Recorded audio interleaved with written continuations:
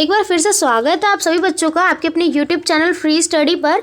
और आज की इस वीडियो में मैं बात करूंगी पॉलिटिकल साइंस का।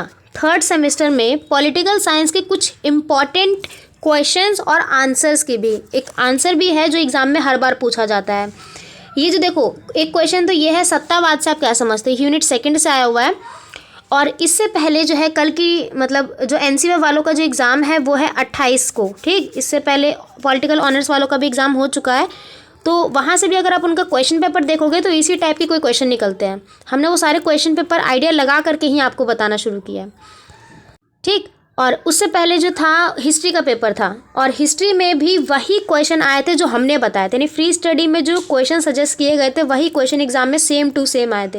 यानी कि ये देखो फ्री स्टडी आपको कितना करेक्ट कंटेंट प्रोवाइड करवाता है। तो अगर आप फ्री स्टडी की वो वीडियोस भी आप देख लेते हो ना, तो भी आप अपने एग्जाम को एक हफ्ते के अंदर अच्छे से प्रिपेयर कर सकते हो, एक हफ्ते के अंदर सिर्फ इंपॉर्टेंट क्वेश्चन आंसर के ज़रिए।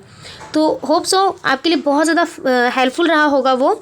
और अगर अभी भी आपने चैनल को सब्सक्राइब नहीं किया तो सब्सक्राइब कर लो, और हाँ बेल आइकन ज़रूर प्रेस कर लेना ताकि मिलने वाले सभी अपडेट आप तक सबसे पहले पहुँचे। तो फटाफट स्टार्ट करते हैं। और देखो क्वेश्चंस कुछ इस टाइप से आते हैं। क्वेश्चन आ सकता है यूनिट सेकंड से आएगा, सत्तावाद से आप क्या समझते हैं, उदाहरण के साथ बताना है। अब देखो इस क्वेश्चन का आंसर आपको मिल जाएगा, ठीक है ना। इंपॉर्टेंट क्वेश्चन आंसर की प्लेलिस्ट में जाकर के आप चेक कर लेना पॉलिटिकल साइंस की। ये क्वेश्चन बहुत अच्छे से बता रखा है, और इस क्वेश्चन को और किस किस तरीके से पूछा जा सकता है ये भी बता रखा है, ठीक। तो वहाँ से आप कर लोगे, होप सो कोई डाउट नहीं बचा होगा। एक क्वेश्चन आता है यूनिट नंबर 5 से। कहाँ से? यूनिट 5 से। यूनिट 5 से है क्योंकि 6 ही यूनिट है आपकी पॉलिटिकल में, और हर यूनिट से क्वेश्चन आना कंपलसरी है।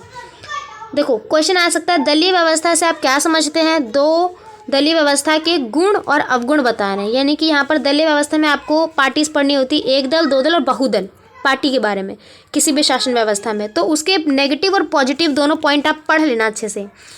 किसी भी आंसर को हम करने के लिए हर बार का है कि 3 ही पार्ट में आप उसको डिवाइड करोगे। सबसे पहले उसका इंट्रो यानी कि भूमिका, फिर उसका बॉडी रेडी करोगे, फिर उसके बाद उसका छोटा सा कंक्लूजन, ठीक। तो ये कर लोगे। कैसे करोगे? क्वेश्चन को भूमिका बनाओ इस तरीके से। दलीय व्यवस्था के बारे में पूछा तो मैं उसी को स्टार्ट करके इंट्रोडक्शन देना शुरू करती हूँ। दलीय व्यवस्था क्या होती है? तो इससे अभिप्राय उस राजनीति में राजनीतिक पार्टियों से है जो अलग अलग पार्टियों के अलग अलग दल बने होते हैं, और इसी व्यवस्था को दलीय व्यवस्था कहते हैं। यानी कि किसी भी सरकार में अलग अलग पार्टी को ही दलीय व्यवस्था बोला जाता है। दल यानी कि पार्टी। इसके अंतर्गत प्रत्येक दल अपने विचार व्यक्त करता है व दूसरी पार्टी के विचारों की विवेचना करता है। यानी कि जो अगर कोई भी दल है, कोई भी पार्टी है, तो वो अपनी जो उसकी आइडियोलॉजी है, जो उसकी विचारधारा है, और मान लो यहाँ पर बीजेपी एग्जाम्पल के लिए मान लो बीजेपी है और एक तरफ आम आदमी पार्टी है। आम आदमी पार्टी है तो बीजेपी ज़्यादातर पूंजीवाद पर आधारित है। पूंजीवाद चाहती है कि कैपिटलाइजेशन हो, तो इसकी जो विचारधारा है वो हमेशा आम आदमी से अलग रहेगी। इसकी जो विचारधारा है वो हमेशा आम आदमी से अलग रहेगी। तो वही है कि इन दोनों पार्टियों के बीच विवेचना रहती है, ये याद रखना। थोड़ा एग्जाम समझाने के लिए मैंने बताया। उसके बाद कुछ इस टाइप से यह व्यवस्था कई रूपों में मिलती है। आइए इसके कुछ निम्नलिखित तरीकों को और रूपों को देखते हैं। दलीय व्यवस्था 3 प्रकार मिलती है, एक दल, दो दल और बहुदल, ठीक। 2 दल का पूछा तो आप 2 दल का बताना यहाँ से शुरू कर दोगे। अब 2 दल के गुण बताओगे। 2 दल के गुणों में क्या होता है, इसके पॉजिटिव पॉइंट क्या हो सकते हैं?